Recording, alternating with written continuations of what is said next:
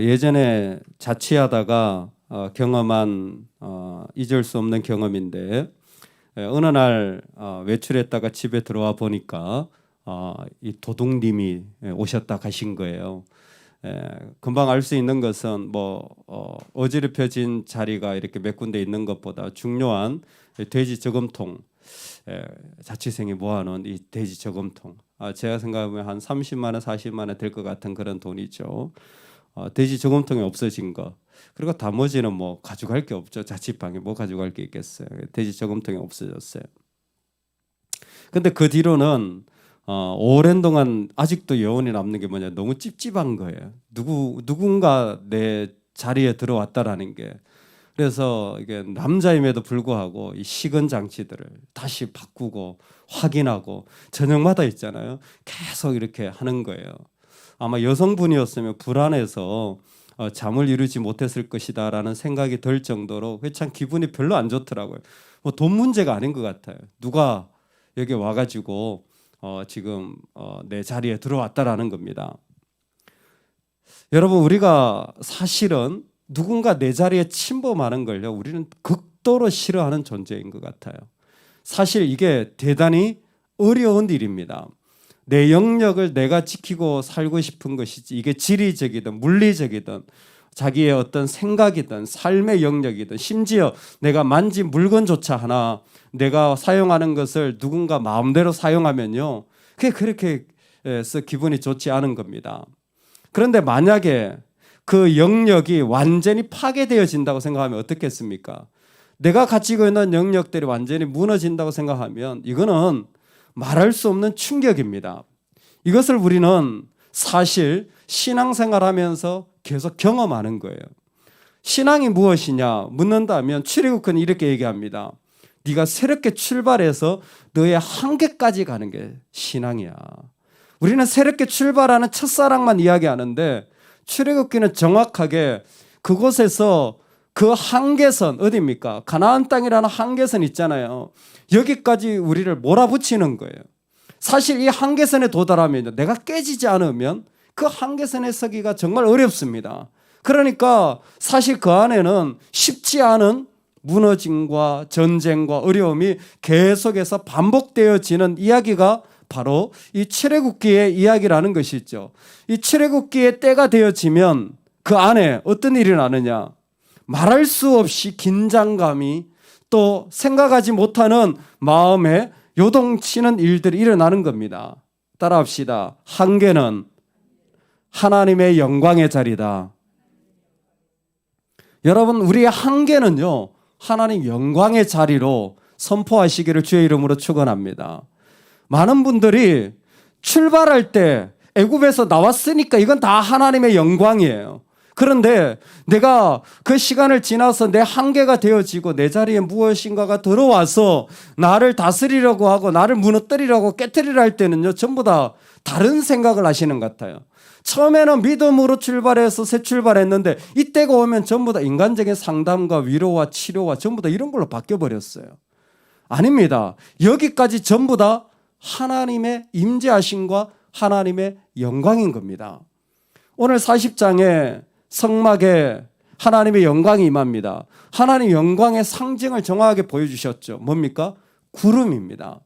구름이라고 하는 것은 이스라엘 백성이 정확하게 하나님의 영광이라고 보여주시는 상징이었습니다. 여러분, 우리에게도 하나님의 영광이 또렷하게 보여지는 은혜가 있기를 주의 이름으로 축원합니다. 아멘. 어디가 영광이라 그랬죠? 출애굽기 전체를 보면 새 출발이 영광이에요. 또 어디가 영광이라 그랬죠? 내 한계가 영광이라고 했습니다. 그러니까 내 경계선에 섰다. 그럼 뭐예요? 영광의 자리에 선 겁니다. 할렐루야. 그게 고통스럽지만 영광의 자리에 지금 구름이 떠오른 거예요. 이스라엘 백성들에게 이 해막에 구름이 떠올라서 그곳에 하나님의 영광이 덮여진 것을 그들로 보게 하였습니다.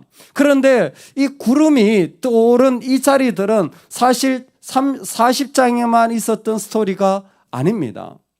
하나님의 영광은 앞에서부터 쭉 계속해서 그들 가운데 계셨습니다. 먼저 하나님은 구름으로 그들을 인도하셔서 13장에 보면 하나님이 먼저 앞서 가셨습니다. 14장에 보면 하나님이 이스라엘과 애굽 사이를 막아 서시면서, 그 구름으로 막아 서시면서 이스라엘 뒤에서 그들을 지키시는 것을 볼 수도 있습니다. 만나를, 양식을 비같이 주시는 하나님이 하나님의 영광을 나타내시기도 하셨습니다. 시내산에서 언약을 맺을 때 백성들은 하나님의 영광을 보았다 그랬습니다. 해막에서 모세와 여호와께서 말씀하실 때 하나님의 영광이 일어났다고 했습니다. 그리고 가장 중요한 것은 하나님이 자신을 선포하실 때 하나님의 영광이 일어난 출애굽기 34장입니다.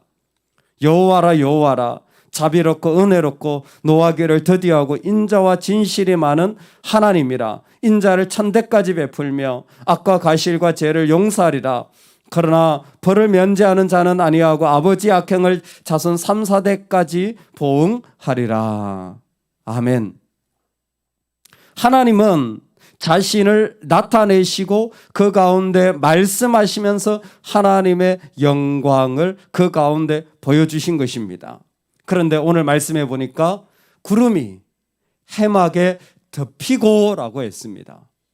이 모든 하나님이 자기를 말씀하시는 이 능력의 자리, 할렐루야. 여러분, 우리에게 하나님이 누구이신지를 말할 때가 진짜 능력이에요. 진짜 이 자리가 권세입니다. 이 자리에 하나님의 영광이 있어요. 제 아내가 찬양 이렇게 작곡을 요즘 하고 있는데 제가 그런 조언을 같이 나눴습니다. 찬양을 한다면 하나님이 어떤 분인지를 좀 노래하면 그 찬양이 참 파워풀한 것 같다.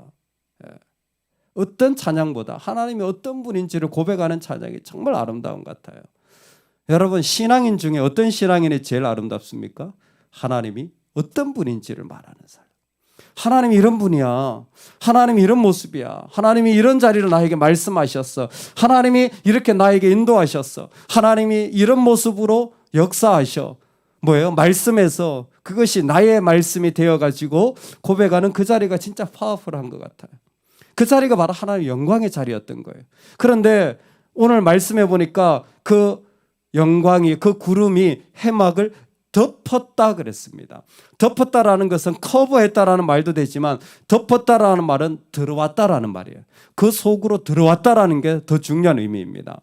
그러니까 하나님의 영광이 저 밖에 있는 것이 아니라 그 이스라엘의 해막 가운데로 쑥 들어온 거예요. 해막에 뭐가 있습니까? 사람들이 만들어 놓은 그 기구들이 있는 거예요. 사람들이 만들어 놓은 기구들이 있는 겁니다. 기구 자체가 의미 있지 않아요. 그게 뭐가 있습니까? 하나님이 들어오시자 그 기구가 영광스러운 물건들이 되어진 거예요.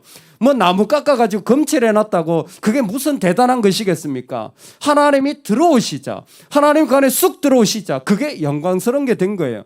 여러분, 우리가 무슨 육체가 영광이고 우리가 무슨 대단한 사람입니까? 절대 그렇지 않습니다. 우리가 아카시아 나무 같은 존재예요. 착각하지 마시기 바랍니다. 우리가 정말 영광스러운 때는 딱 하나예요. 하나님의 영광이 나에게 들어오실 때예요. 하나님이 나에게 쑥 들어오셔야 돼요. 할렐루야. 하나님이 내 안에 깊이 들어오셔야 돼요. 할렐루야. 하나님이 나를 덮으셔야 돼요. 할렐루야. 그때 비로소 그 사람이 영광스러운 존재가 되어지는 것입니다.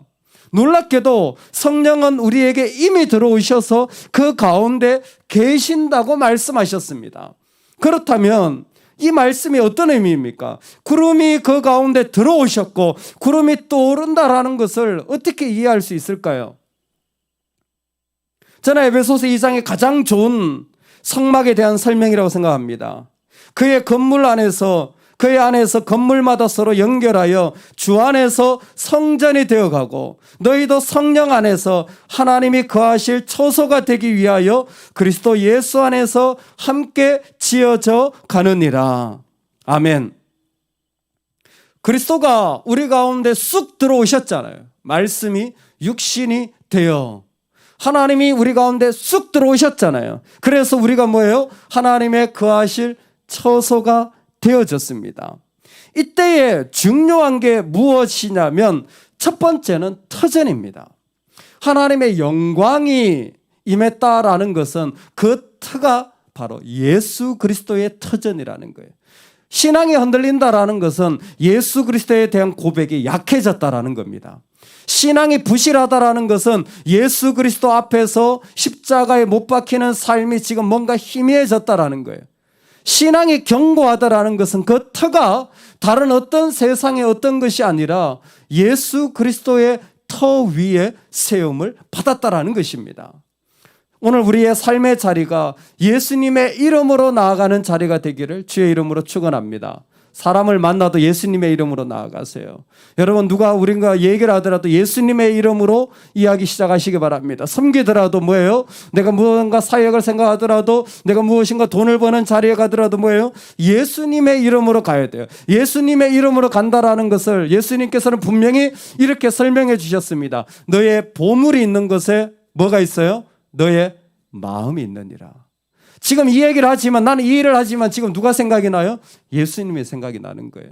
내가 지금 이 가운데 상황 가운데서 처해 있지만 누가 지금 내 안에 떠올라요? 예수님이 떠오르는 겁니다. 구름이 떠오른다라는 것은 내 안에 신앙의 고백이 있다라는 것이에요.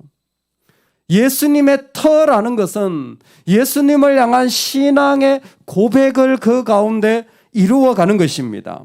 그러므로 누군가 어떤 삶의 자리에서 내가 오늘 함께 살아간다면 다른 것 아닙니다. 내 신앙의 고백을 통하여 이것이 내 주님과 어떤 상관이 있을까? 이것이 내 하나님과 어떤 관계 속에 있을까를 늘 기도하며 사모하며 나아가는 것입니다. 두 번째는 함께 지어져 간다 그랬습니다. 이 성막의 핵심은 이스라엘 백성 전체를 가나안 땅으로 이끌어가는 거예요. 말했지만 이 성막이 이들을 인도해 나갈 때 새 출발뿐만이 아니라 그들의 한계와 그들의 경계와 그들의 감정과 생각의 그 한계선까지 그들은 도달하게 될 겁니다. 이게 성령의 역사예요. 그 도달한 지점에서 그들이 또 다른 가나안으로 들어갈 수 있느냐는 하나님 앞에 얼마만큼 믿음으로 순종하느냐. 로마서 말씀 그대로죠. 믿음으로 순종하느냐에 의하여서 자기 영역 아래 다시 광야로 뒤로 가는 사람이 있고 앞으로 가나안으로 나가는 사람이 있어요. 그거는 하나님께서 그들에게 허락하여 주시는 자유입니다. 분명한 것은 함께 그들이 그 안에서 계속해서 새로운 영역으로 치어져 간다라는 것입니다. J.I. 패커가 이런 얘기를 했습니다. 교회 가족의 일원이 되지 않으면서 크리스찬이 될 수는 없다.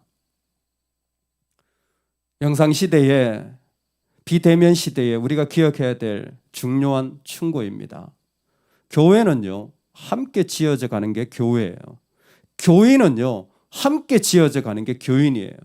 그런데 함께 지어져 가지 않는다, 나 혼자 있는다, 교인이 아니에요. 크리스찬이 될 수가 없습니다. 왜? 하나님은 본질적으로 함께 지어져 가는 전을 우리 가운데 허락하셨기 때문이에요. 여러분, 이 부분이 중요합니다. 우리는 이제 나의 한계만이 아니라 나와 같이 지어져 가는 자들의 한계도 보게 될 것입니다. 정말 사랑하는 사람인데 사랑하는 사람과 일을 하다 보면요, 새 출발만 있는 게 아니에요. 그들의 한계도 보는 거예요.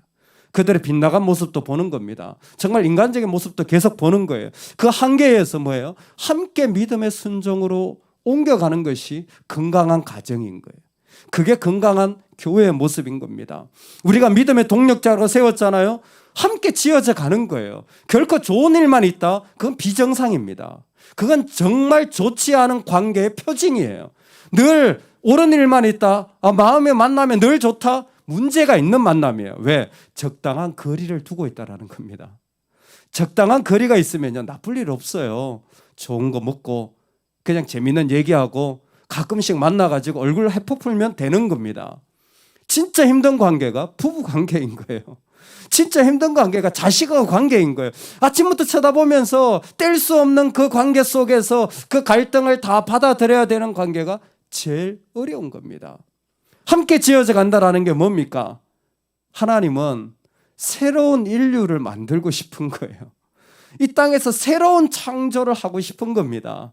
그리스도를 통하여서 잃어버렸던 자신의 백성들을 이 땅 가운데서 불러서 영원한 하나님의 나라로 가고 싶은 거예요.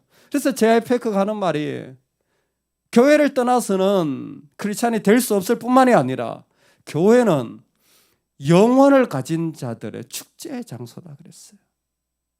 영혼을 가진 자들, 그날에 이르기까지 끊임없이 즐거워하고 기뻐할 것들이 그 가운데 있는 것입니다. 우리 가정에 여호와의 영광이 있기를 주의 이름으로 축원합니다.